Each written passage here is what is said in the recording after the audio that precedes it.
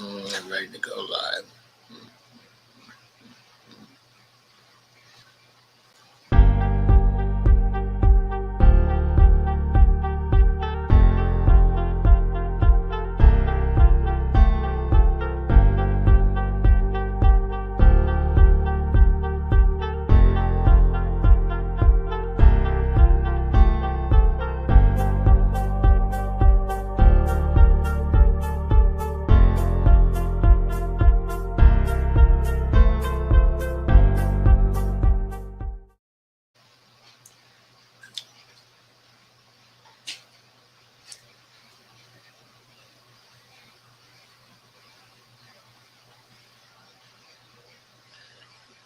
Hello, everybody.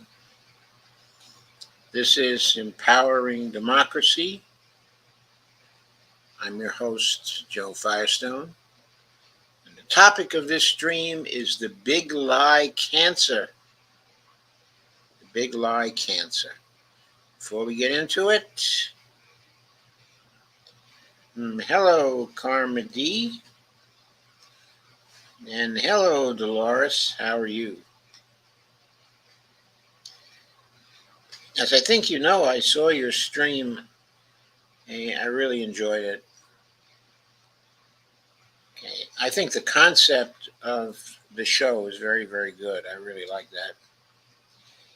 And I also like the specifics of that episode very, very much. There was really good research behind the stuff. And you pointed to very real problems, both you and Brandy. So great job. And I'll be continuing to watch. I may not be there for when you're live, but if I'm not, I will take in the show. So here we are. The big lie cancer.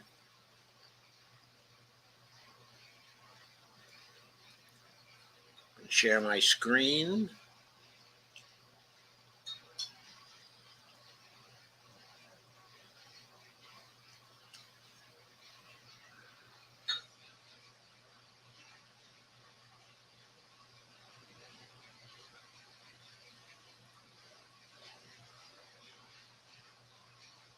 This was a piece in Common Dreams God. Seems to me most of my stuff today is from Common Dreams. But, okay, this one is Reverberations of Trump, quote, big lie, unquote. As GOP sows doubt ahead of midterms. So,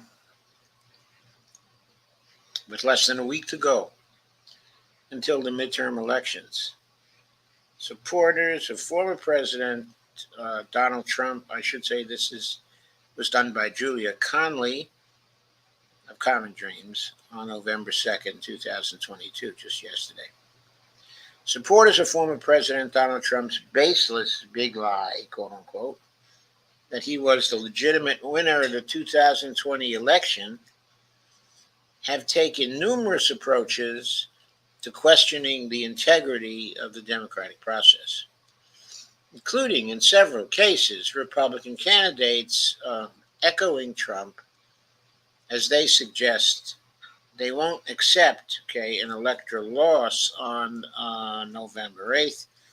As The Guardian reported on Wednesday night, high-profile candidates in Arizona, Wisconsin, and Pennsylvania have refused to say they'll concede to their Democratic opponents if they lose their elections. In some cases, repeating ideas espoused by Trump in the weeks leading up to the 2016 and 2020 elections. Arizona's GOP gubernatorial candidate, Kari Lake, boy, is she's smooth. She is really quick on the trigger. She's quick on her feet. Uh, she speaks well, other than having a certain coldness about her, like sort of an ice princess sort of vibe going on. Said at least twice in recent weeks that she had no reason to pledge that she'll respect the election results, regardless of the outcome, because as she said to CNN's Dana Bash in October, I'm going to win the election and I will accept that result, unquote. Well, the question here is, okay, but if she believed the election was going to be a fair election, then she should be willing to say that she would respect the results regardless of the outcome. She said to Dana Bash, I'm going to win the election and I will accept that particular result. So what was she implicitly saying? That she thought the election was going to be fair because she was going to win it. And if she thought the election was fair, then why wouldn't she be willing to say she would accept but the results if she lost? She said, I'm not losing to Katie Hobbs. She said on the podcast, The Conservative Circus, recently, referring to our Democratic opponent, Arizona Secretary of State, quote, we have a movement. We are not losing to Katie Hobbs, so don't worry about it.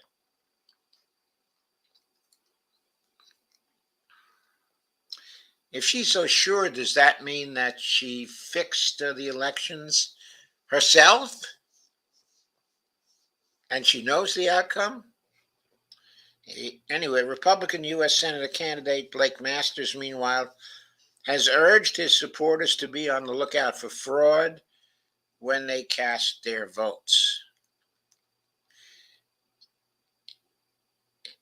It seems to me Mark Kelly should be urging his supporters to look out for fraud as well, because of the two sides, the side that is much more likely to commit fraud in the election, of course, is the Republican side, because they've been engaging in all kinds of unfair practices, like voter suppression, and gerrymandering, and they're trying to set up all kinds of other practices that guarantee the creation of a one-party state. So why wouldn't they also commit fraud in this particular election, since that seems to be their mindset? So what I'd say to Democratic voters also is be on the lookout for fraud. While Arizona Attorney General candidate Abraham Hamadeh told the Associated Press last month that he will, quote, faithfully follow the law. He has also promoted Trump's lies about the 2020 election and claimed that mail-in voting is fraudulent. Like Lake, Trump said in 2016 that he would accept the results of his first presidential election, quote, if I win, adding that he would file a legal challenge if he found the results to be questionable.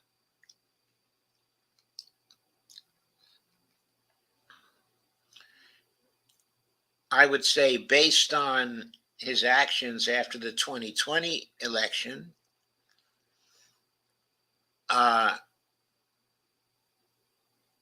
he just automatically files a legal challenge when he loses. It doesn't matter whether it's questionable or not. He'll try to win a legal challenge anyway. As voting by mail became increasingly common, in the middle of the coronavirus pandemic in 2020, the former president claimed mail-in ballots are vulnerable to, quote, but massive manipulation, unquote, despite the fact that numerous states have long conducted their elections entirely by mail, and that Trump himself has voted by mail several times.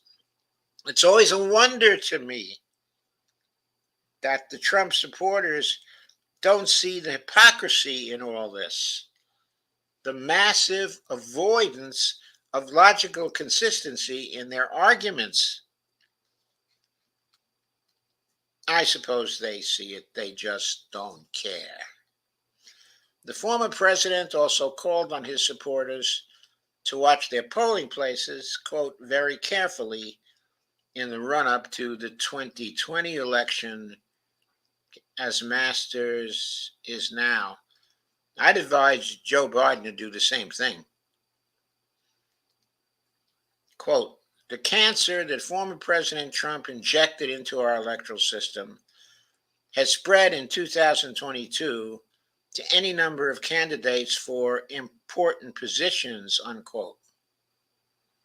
Fred Wertheimer of campaign finance reform group Democracy 21 told The Guardian, quote, they're following the Trump playbook, unquote. As the Washington Post reported last month, a majority of the Republican candidates running for federal and state office this year deny or question the results of the 2020 election.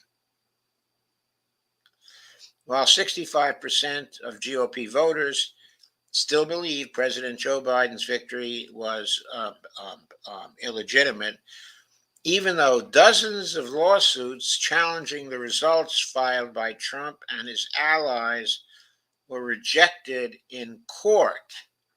By the way, in courts where the judges had been appointed by Republicans, and sometimes even when they were appointed by Donald Trump himself.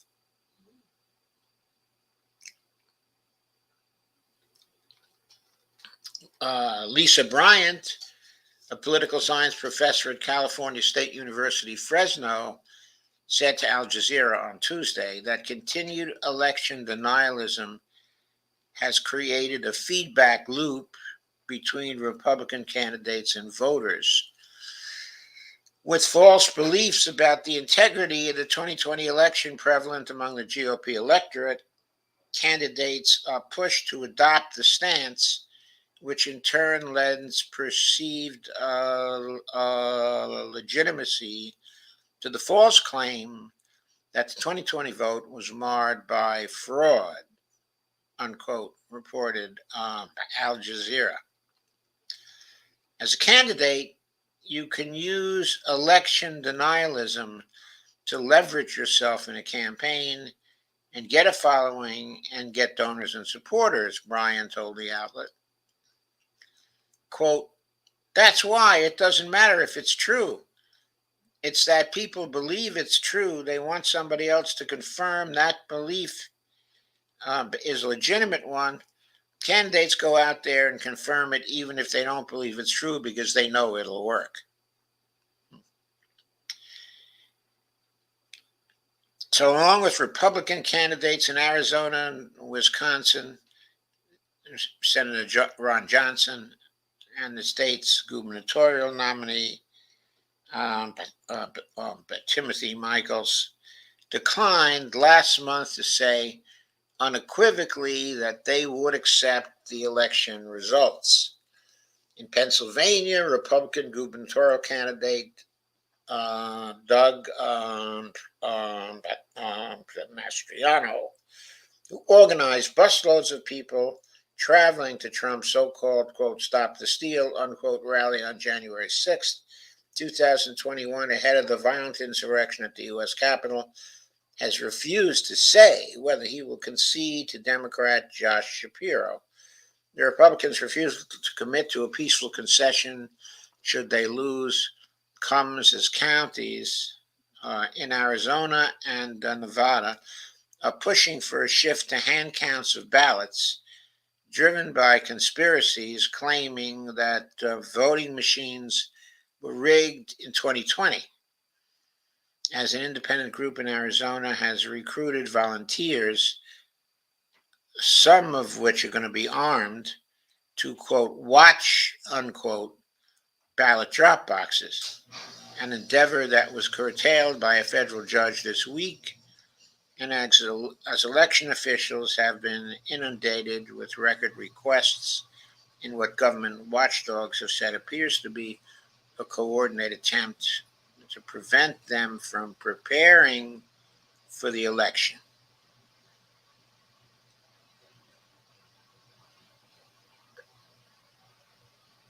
Which illustrates the general point that the Trumpists are ready to do anything to cheat when it comes to the elections.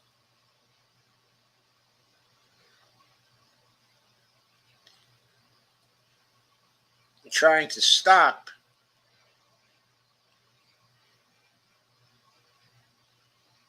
the people who are working on the election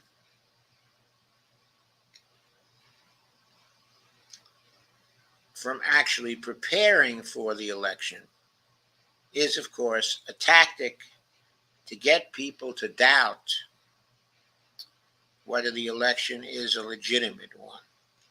So even before they go into the voting booth, what they're trying to do is to destroy belief in the validity of the election. You know, that's what they want to do, because the more evidence there is that there was something wrong with the election, the more they'll be able to start a violent response in case they lose. It's all about working the refs, actually working the election officials, organizing the environment so they have an advantage. It's the whole thing is anti-democratic. It's small d. It's about trying to undermine the legitimacy of election processes so they can seize power by force. They're about seizing power by force. Auburn University political science professor Mitchell Brown said to Al Jazeera that the prevalence of election deniers in state legislatures, federal office, and on voters' ballots this year, quote, means continual fighting for a while until we can sort out this period of discord with elections, unquote. Quote, any kind of democratic system is based off of the will of the people and the belief in the legitimacy of government, unquote, said Brown. As a political scientist, I have to agree with that statement.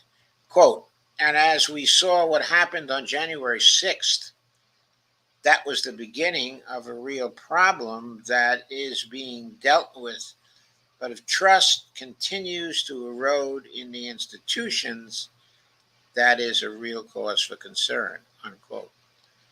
In a press briefing this week, Jesse Littlewood, vice president of campaigns at Common Cause, warned that, quote, 2020 election disinformation never left us and is continuing to drive conspiracies that undermine faith in the elections. That includes the mainstreaming of the big lie by candidates and partisan media sources, unquote. So Littlewood said Common Cause and other election protection groups are working, quote, to make sure voters know their rights, what's accurate and true when it comes to voting, and how to get help and information, including for voters to get the majority or entirety of their information about elections from social media. So that's the first piece I wanted to discuss.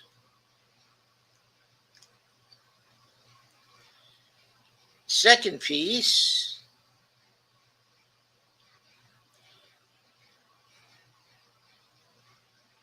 is called What's at Stake in the Midterms?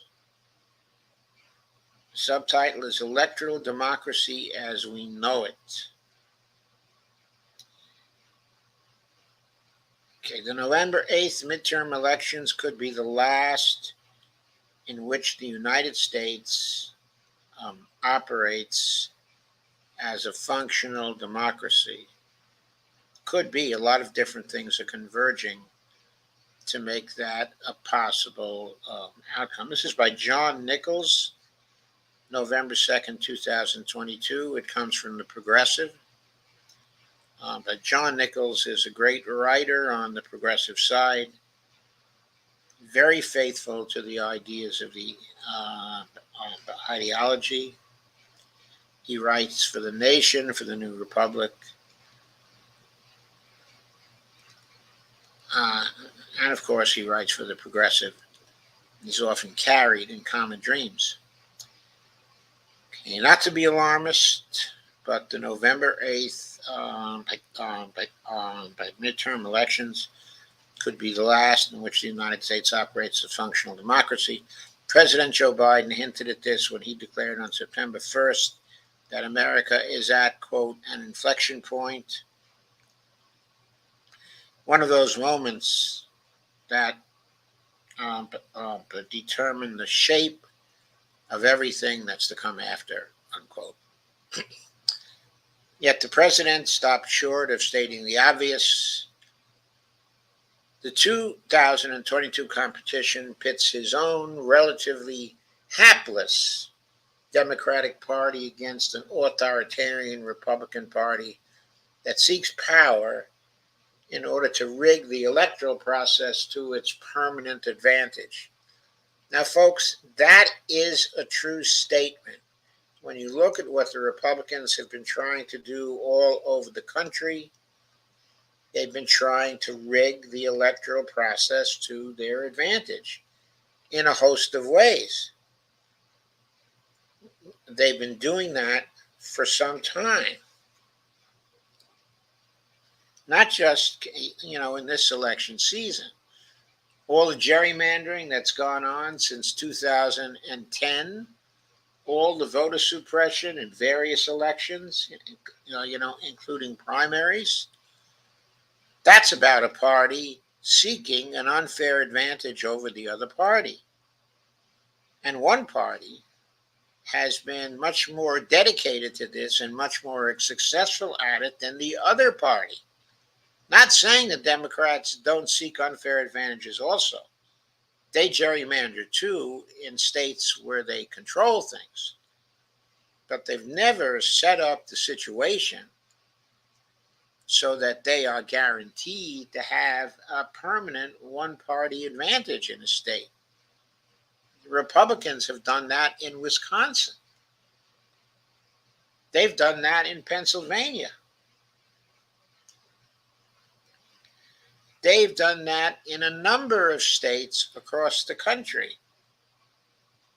Once the legislature was captured, they passed laws to ensure that they will always stay in control. And they've been quite successful at that. Now they're trying to do the ultimate thing to ensure they stay in control. There's a lawsuit in front of the Supreme Court right now that, if successful, will allow the state legislatures in each state to overturn the decision of the voters. The legislatures would get to select who the winners of state legislative contests, congressional contests, Senate contests for the presidency involving the Electoral College. They would all be controlled by the legislatures of the various states. That would be the end of democracy in America. Yet the Republicans, as a party, are trying to get that accomplished. That's why so many people are now calling them a fascist party. They are a fascist party. That is one of the marks of their fascism. Biden got it right when he said, quote, democracy cannot survive when one side believes there are only two outcomes to an election. Either they win or they were cheated. That's where MAGA Republicans are today. And then he asks us to imagine that MAGA Republicans are somehow distinct from the Republican majority.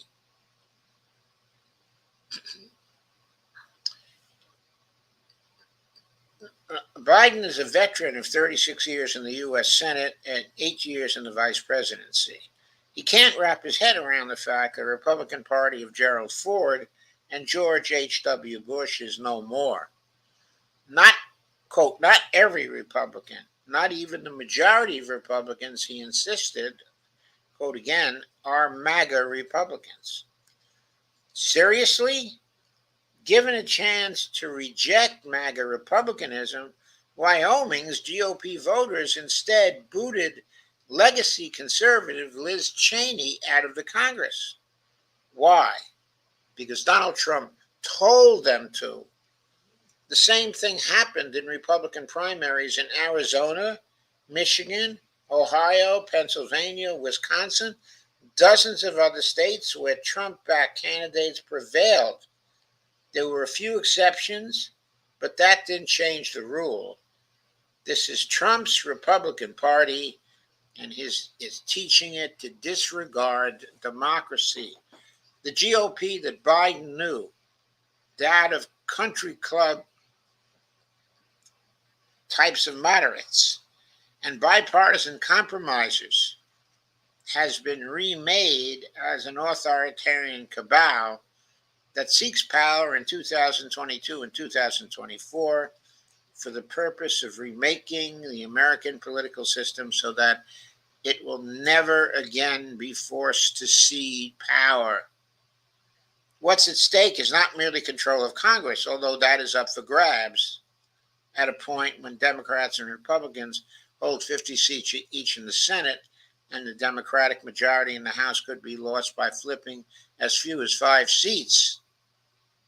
If traditional midterm patterns hold and award significant gains to the party that is out of power, then Republicans could well take control of both chambers and make Biden the lamest of lame ducks. Senate Minority Leader Mitch McConnell,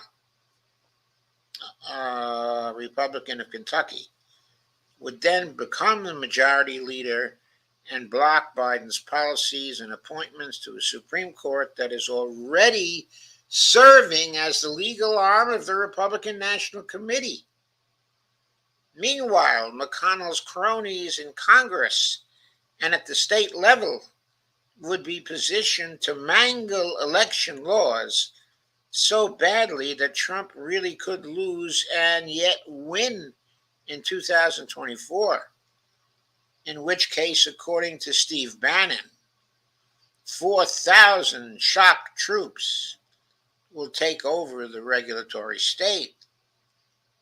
How bad could a federal government controlled by Trump, Bannon, and congressional Republicans get?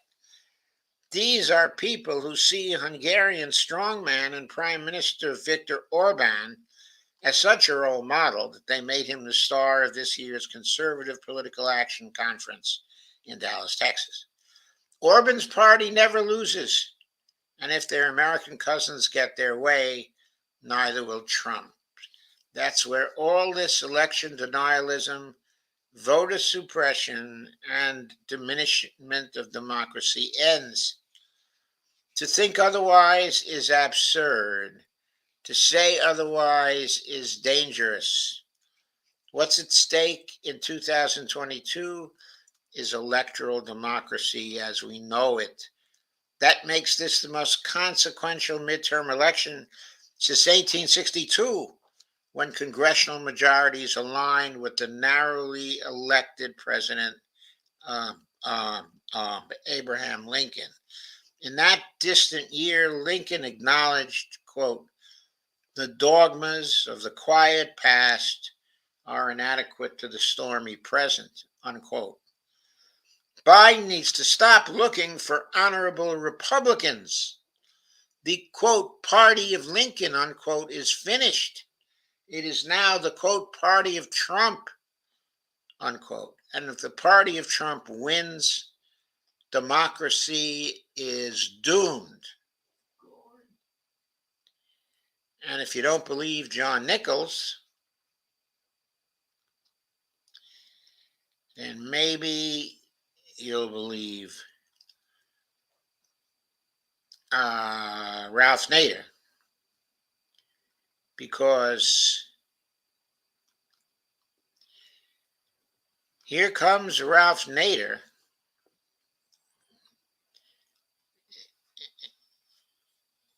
in what is arguably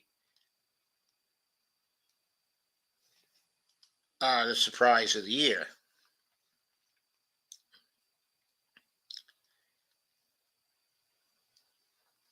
Specifically,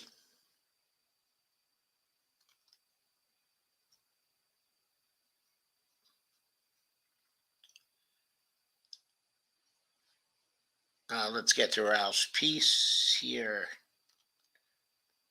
Not actually his, it's about his. It's about him.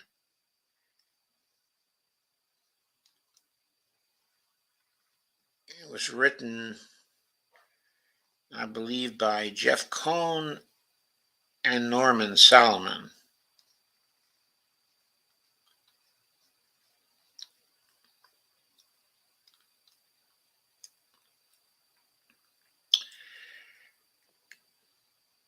It's entitled, Ralph Nader Offers Urgent Appeal After Years of Opposition. Yes, years and years and years of opposition and third-party work. Ralph Nader says, vote for Democrats. This was published in Reader Supporter News today. It's by Jeff Cohn and Norman Solomon. It came from Salon, where they normally blog. There is Ralph.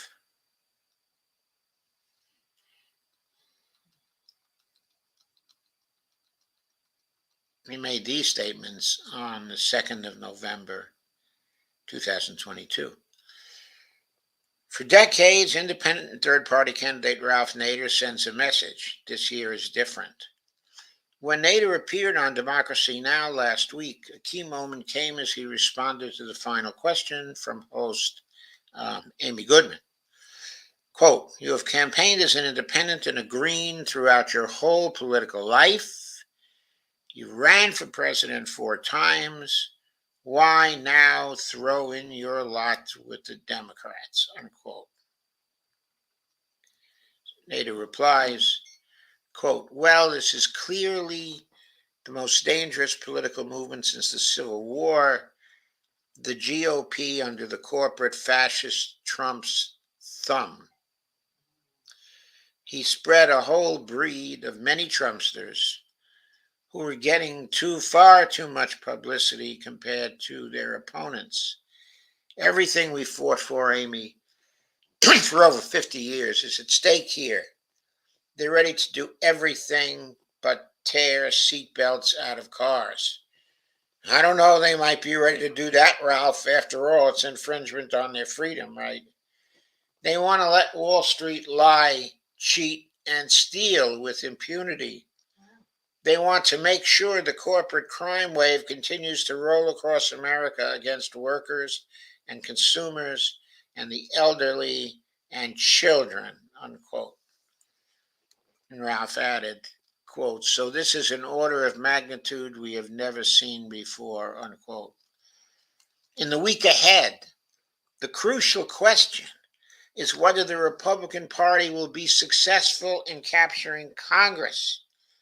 A Republican takeover of the House and Senate would be a huge step forward for fascistic politics. Nader summarized the Republican threat to democracy. Quote, we have never seen a party literally trying to repress the vote, miscount the vote, purge the vote, intimidate precinct worker volunteers, and steal elections. They have basically said, quote, any election we lose is because it has been stolen from us, unquote. That is the word of the dictatorship party, unquote. That interview with Nader, reaching many thousands of the progressive voters around the United States, could have an impact on numerous tight races.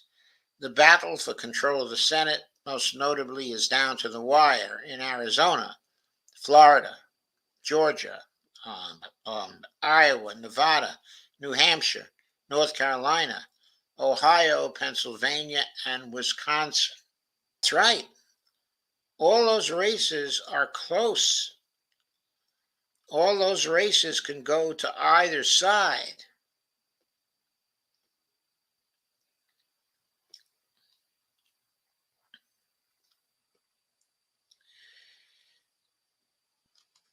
Just to count here.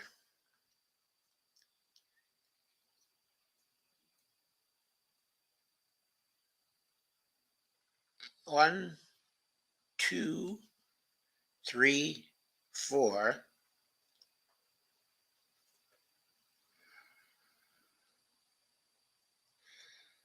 Four of those seats are occupied by Democrats.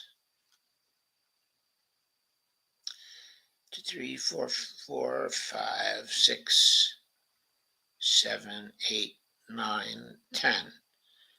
6 are occupied by Republicans right now.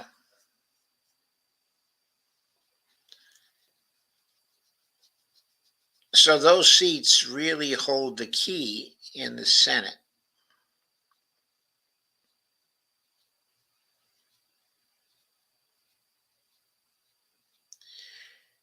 We're going to have to see what happens. Right now, I'm not even sure who's ahead in each of these races because they've all become very, very close. We, of course, that is myself and Ezra, will be going over what is likely to happen tonight, okay, at 9 p.m. So you want to remember that program, okay, is coming up at 9 p.m. tonight. Candor requires us to acknowledge that Democratic candidates for Congress are mostly an uninspiring lot from a progressive vantage point. At the same time, they represent the only means available right now to halt the march of Republican demagogues into congressional control. Ralph Nader's influence among some of the progressive voters could tip the balance. In some contests, the margins of victory could be just a few votes per precinct. Disappointing and sometimes infuriating as current Congress has been, the absence of Republican control has made possible the enactment of some very valuable legislation. Any such progress would come to a screeching halt if Republicans run Congress. As Nader pointed out while calling for voters to, quote, compare and contrast life under the authoritarian, bigoted, corporate indentured GOP with life under Democrats. For example, Nader said, at least, quote, 20 or 25 million people will get a raise to a $15 minimum wage under the Democrats. The GOP is against that. I have to point here, in the interest of honesty, that we can't be sure that Democrats will give that raise to $15 an hour, even if they are elected, because they have a majority in the Senate now and two of those majorities went over to, eight of those in the majority went over to the Republican side on the issue of the $15 an hour minimum wage. It wasn't just Sinema, and Manchin.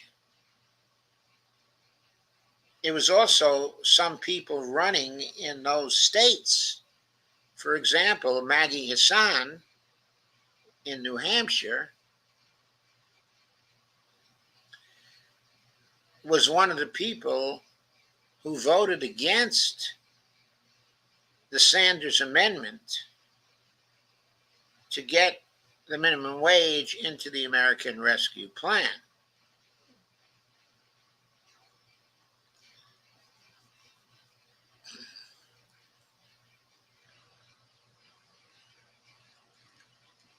So it's not clear, that Maggie Hassan would vote for the $15 an hour minimum wage. I suspect she would this time around, but it's not a certain thing. Going on with what Ralph had to say, the assault on children by the GOP is absolutely stunning.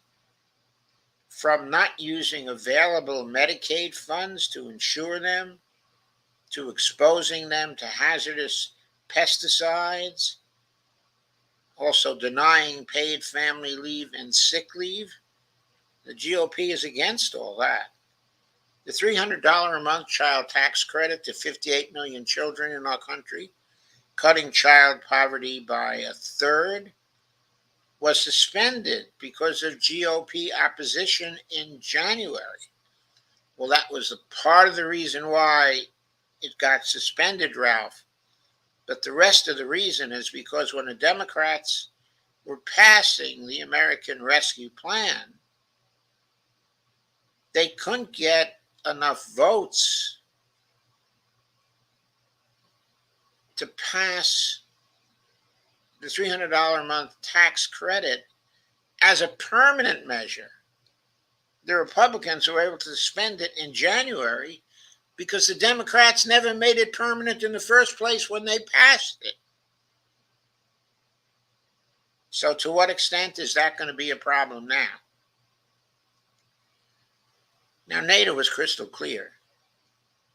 Quote, your choice in 2022 compared to Democrats and GOP, and the GOP is against every one of these, whether it's minimum wage, strengthening gun safety laws, taxing the wealthiest firms and the super rich, guaranteeing freedom and equality for women, ending the dark money in campaigns, also providing Medicare for all, raising frozen Social Security benefits, restoring voter rights, funding child care and sick leave, fighting climate violence with renewable energy, reducing skyrocketing drug prices, and increasing funding to prosecute corporate crooks. All of those are opposed by the GOP.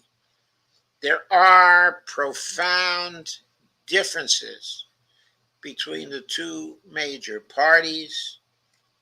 Ralph Nader is offering crucial wisdom at this historic moment. Generally speaking, I have to agree with that. I can point to Democrats, including Joe Biden, that don't want Medicare for all. I can point, to Democrats who don't want to raise frozen Social Security benefits, who are not so hot about restoring voter rights. We can look at those exceptions. But by and large, that is a true statement. There are severe contrasts. And there is, at this point, a choice. It is not realistic to think that we can vote in the third party now, not in the context of the history of the 2022 campaign up until now. There has been absolutely no boom for third parties. from the beginning, there has been no boom. There has been no risk taking in favor of third parties from the beginning. It's just been either vote for the Republicans or vote for the Democrats.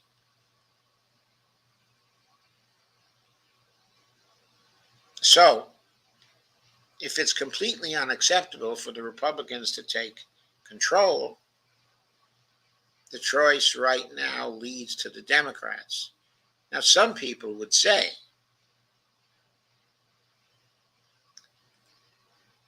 that these parties are so much alike in many ways, and both serve the donors and the corporations to such a degree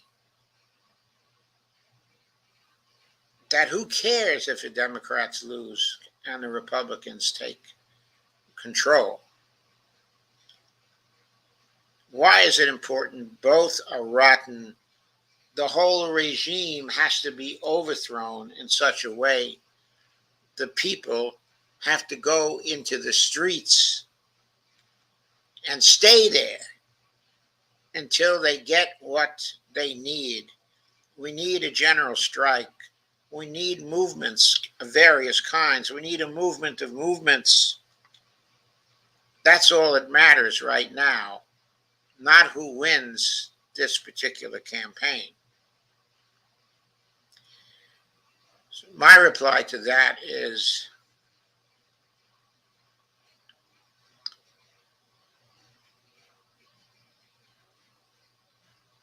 I'm all for the movements.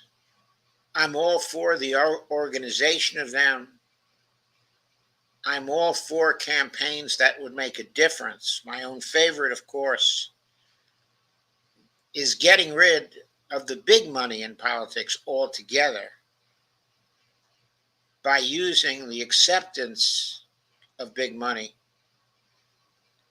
as a litmus test to disqualify candidates for office.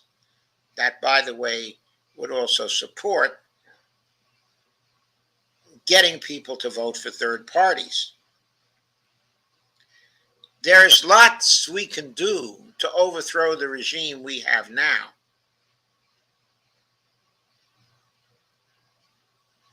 But one of the things we can do to overthrow the regime we have now is to leave in control of the party that is less likely in the next 4 years to create a fascist dictatorship. I know we have inverted totalitarianism. We're dealing with that. This regime is that kind of a regime. I submit that it's easier to go into the streets and be successful in changing and overturning that kind of a regime than it is to do the same to a fascist regime. So that even on those grounds, you have to be concerned about who wins this particular election. Okay. Another objection to this, people will point out, well, if the Republicans win, they may quickly end the Ukraine war because Trump was much more favorable to Russia in his first administration and is much more likely to be friendly to Putin. And we never would have had all this support for Ukraine. He would be looking to change that particular policy. And you'd be right, but there is no guarantee. And in addition, it's likely that Trump will be just as hostile to China as Joe Biden is. And then that would lead to tensions with Russia anyway. So you have that to contend with. And you also have a very good possibility because one can never count on what Trump is going to do, that he would do 180 and become even more aggressive in the Ukraine war. He's just not a predictable quantity. We don't know what he's going to do. But if we give him absolute power, because we have no idea what he's going to do, it makes things even more dangerous. And by the way, if he gets reelected, he will take absolute power very, very quickly. So that's my take on those counter arguments. That's my take on what is happening to democracy right now.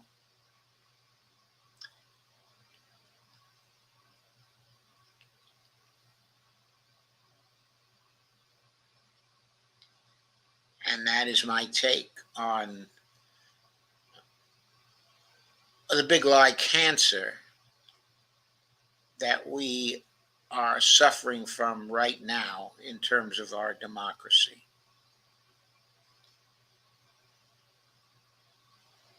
Those ideas that people can run in some election that they will only acknowledge as a legitimate election if they win, that is not something, okay, that we can tolerate.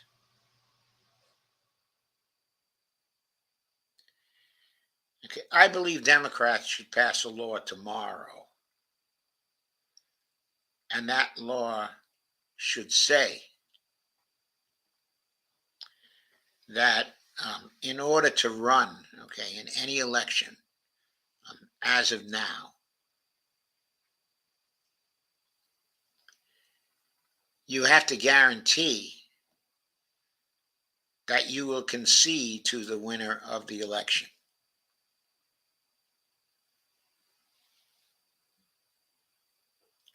And that law should be enforced by prohibiting the candidates who refuse to do that. If you're not willing to acknowledge the legitimacy of an election contest, you should not be allowed to participate in it. Give you a historical example. When the Nazis were elected, when was it, in 1932 or 1930, I forget the date exactly. They were making use of the machinery of democracy to end democracy. They should not have been allowed to participate in that election. That was the mistake. We have to remember democracy is not a suicide pact. By allowing these people who do not honor democracy, who will not commit to acting in an honest, okay, and democratic way, by allowing them to run in elections, we are engaging in a suicide pact. We got to stop that. Okay, now look at your comments. Hello, Kay. I already said hello to Karma D and to Dolores. Maybe I said hello to Kay before, too. Kay said she was a TV news person. I know she was. That's why she's so smooth. And around the world with Brandy and Dee say, hello, everyone. Dolores here. Dolores D here. Kay says, hi, Dolores. Kay says, good show last night, Dolores. Yes, it was a terrific show. Kay Ryan said, wish we could get rid of DeWine and many more here, okay, in Ohio. Well, when it comes to DeWine, I guess I have to say that he was not one of those who tried to set up a one party state, was he?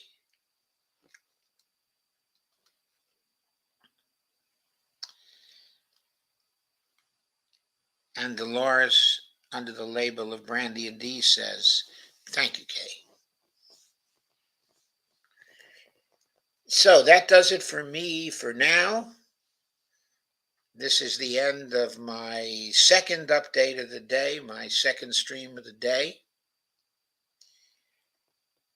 I'll be here, okay, at 9 o'clock.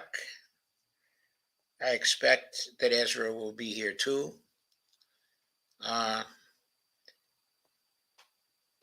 Okay, and I'll see you then. See you later.